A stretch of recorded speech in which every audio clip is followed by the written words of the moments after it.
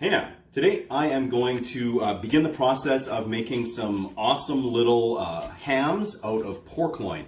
What you can see here is just a whole pork loin. It's cryovac. This is one of the best deals going in meat, at least where we live. This is over 4.5 kilograms, well over 4.5, and it was 20 bucks, and that's a really good price around here.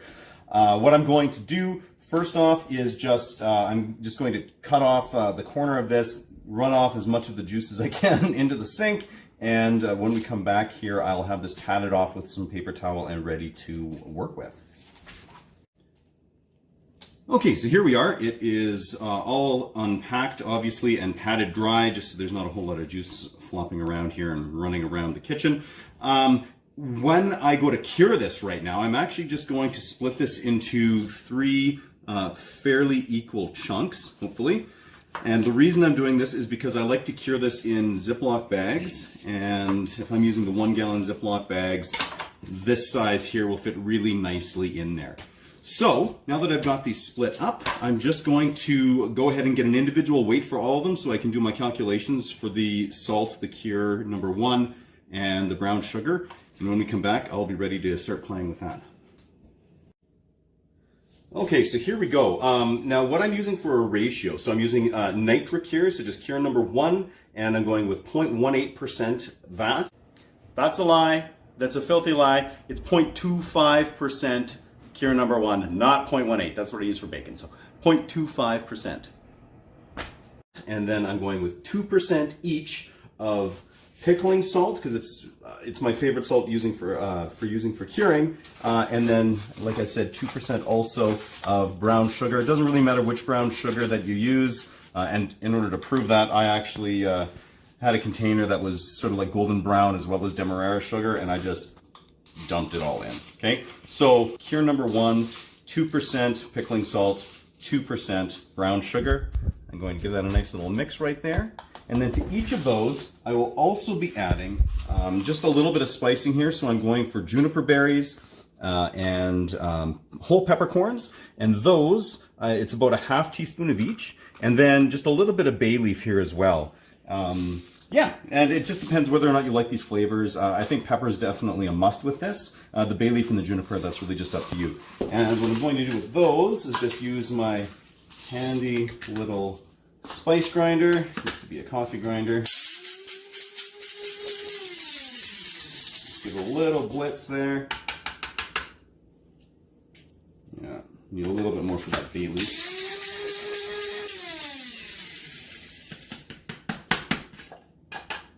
And you can see that it's decently mixed up here. Okay, I'll just be adding that to the container. I'll do that for the other 2 containers as well. You can see what I did too. I numbered these containers here just so I couldn't mess it up. I know which piece of meat is which, but just because really with that cure, we really want to be careful how much we're using. So I have those numbered so I can't mix that up. So I'm just going to get all 3 of these blended with the spices and the sugar, the salt, and the cure. And when we come back, it'll be time to actually rub the meat. So our spices and cure blend here is all prepped up and ready to go. So it's time to actually get that onto here. So I really like to use my meat tubs. You've seen that when I've been playing around with some of the charcuterie and stuff that I make. If you check my other videos on that. Just a good way to make sure you can get a solid rub on this meat without getting a mess all over the counter. So I'm just going to get all of that onto here. Give this a good rub. Try to get it all over. And any of this excess that's fallen off, I'm just going to wind up scooping into the Ziploc bag with the meat. But at least this gives a decent coating over the entire chunk of meat. There we go. Okay, I'm going to get my assistant here just to hold open that bag for me. I'm going to try not to get any of this on the outside of the bag. Perfect. All right, so I'm just, like I said, going to scoop this stuff up. I'm going to add it into the bag and do the same thing with the other 2, and we'll be back in a minute. All right, so that was easy. I made sure to rub them as much as possible, get it, relatively even distribution. All of the extra stuff in the pan went into each bag as I was working through them. At this point, I'm going to get them in the fridge and give them a couple of weeks, which is probably a few days more than I actually need for curing them, but it will ensure that they are fully cured. You can't really go overboard with time. It's just you don't want to underdo it. And that'll also give it a few extra days just for the seasonings, for the pepper and the bay leaf and the juniper to penetrate here. If you're doing something like this, if you don't like one of those seasonings, or there's something else that you want to put in, maybe even make it a little spicy or something like that, by all means do so. I just really like this blend. So at this point, they just go into the fridge, and every day or so, I'll just go in there, I'll just give them a light massage. I'll wind up flipping them because you will have liquid coming out and getting into the bag, and it's just a good way to ensure an even cure. So we'll come back to these in a couple of weeks. All right, so it has been just shy of 3 weeks, and it is time to actually get these pork loin hams smoked up. So yeah, you can see all the liquid in here from the cure and stuff that was extracted from the meat itself. So the trick is I'm just going to get these things out, and then I am going to rinse them off. I don't need to bother freshening them or anything like that because having done the salt and everything by weight, it's already the exact salinity that I'm after. So I'm just going to use cold water, rinse off the meat just a little bit here. And this is just in preparation for smoking this afternoon. Just like that is good enough. I'll get this water out of here and give them a really quick secondary rinse just because this water has stuff on it there. And then I'm going to get them set up just on a rack and let them kind of form a little bit of a pellicle here. Okay, so I just patted them dry, and I'm going to let them sit on this rack here. I will refrigerate them just while I get my smoker set up, and then we'll be good to cold smoke. Well, here we are. It is a beautiful 1 degree Celsius day out here. I'm going to be doing this on my Weber charcoal grill. I could use the brick smokehouse over there, but I mean, look at all the snow that's in the way. That just doesn't seem like fun. And since I'm doing just a small quantity, just a single pork loin, I've got more than enough room in here, especially with this little basket, just to do some cold smoking. So I don't have a lot of the coal fired up, just a little bit. It will be creating enough smoke. And then I do also have some of these maple wood chunks. And I'm just going to put these in here, and then they will slowly catch as well and just keep this nicely smoking. So I will take my lid, get this on here. I've got the bottom vents just barely open, and I'll just open up the top here a bit as well.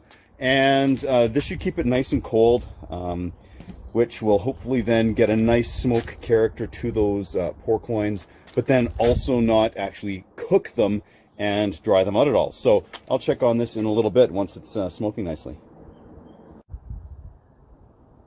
So after just a couple of minutes, we've got some nice TBS, little thin blue smoke coming out of the top here, which is perfect. I just want to have a nice, gentle smoke for at least a few hours here, just to nicely season these. Probably after a couple of hours, I'll rearrange those pork loins, so that'll be a good time to take a look and see how they are coming along at that point. Okay, so here we are, halfway through. You can see what these guys are looking like here. So I'm just going to reposition them and carry on. Well, we got about 5 hours of some just really nice light cold smoke on here, which I think will do for this time around. So I'm just going to pull these guys off and let them off gas a bit. Okay, so this has had a little bit of time. It smells amazing. Now tonight we're also making some Detroit style pizza, so I'm just going to cut off some slices of it here and cube them up. And we're going to have them on the pizza. Just slice them off like so.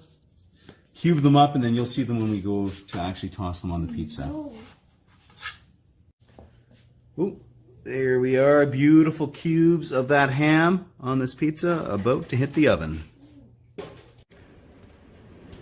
Well, we just got out of the oven, and look at that.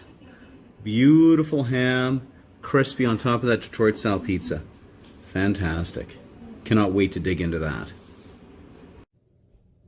All right, so with the rest of those pork loin little mini hams, I've just gone ahead and portioned them out. So each one of these is like a good meal size for us, just to reheat. It goes awesome with like scalloped potatoes or something like that. It's fantastic. And then I have a couple of little end pieces here that I'm also going to package up, and those will be perfect to do just like I did last night there with those pizzas.